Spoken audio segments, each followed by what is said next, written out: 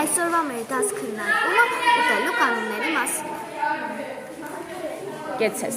երեխաներ տրամադրությունը կարևոր է ուտելու ընթացքում։ Պետք է ունենալ Չլինենք մենք չենք կարողանա չենք հասկանա ինչ են ուտել։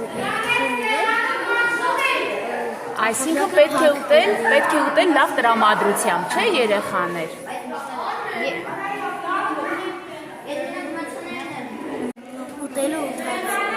Երեխաներ ուտելու ընթացքում ինչ չի կարելի անել։ Ուտելու ընթացքում չի կարելի խոսել։ Չի կարելի գիրք կարդալ։ Չի կարելի հեռուստացույց դիտել։ Ուտելու համար չի կարելի հեռախոս դիտել։ Կեցեք երեխաներ։ Քնելուց առաջ չի կարելի սնվել։ Որովհետև մեր ստամոքսը ծարինաբեռնում է։ Կեցեք։ Մենք բանջարեղենները պետք է խաշենք կեղևով։ Այո, իսկ ինչու ենք խաշում կեղևով երեխաներ, որպեսզի պահպանվեն վիտամինները, չէ՞։ Այո։ Պահածաների փոխարեն ավելի ճիշտ է մրգերը եւ բանջարեղենները չորացնել։ Կեցես իմ աղջիկ։ Սեղանից պետք է հեռանալ չհագեցած։ Այո։ Պետք է չուտել կծուց, հթու եւ շատ աղի մթերքներ։ Այո։ Տապակած ծնունդը առողջ չէ։ Մթերքները պետք է խաշել կամ Շոգ խաշել։ երեխաներ, թեյը երբ պետք է խմել։ Թեյը պետք է խմել ուտելուց 2 ժամ հետո։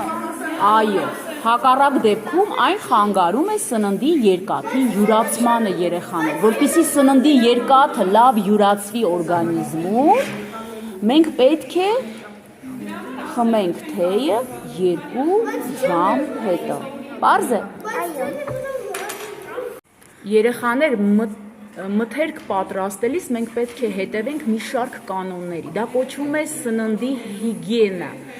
Ինչ եք կարծում, մթերքներ պատրաստելիս մենք ինչպես պետք է պատրաստվենք, սնունդը պատրաստելիս։ Սնունդը պատրաստվելիս պետք է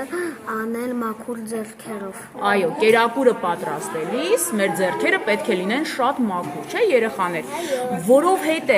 որովհետև եթե մթերքներում լինեն բակտերիաներ, մանրեններ եւ մթերքը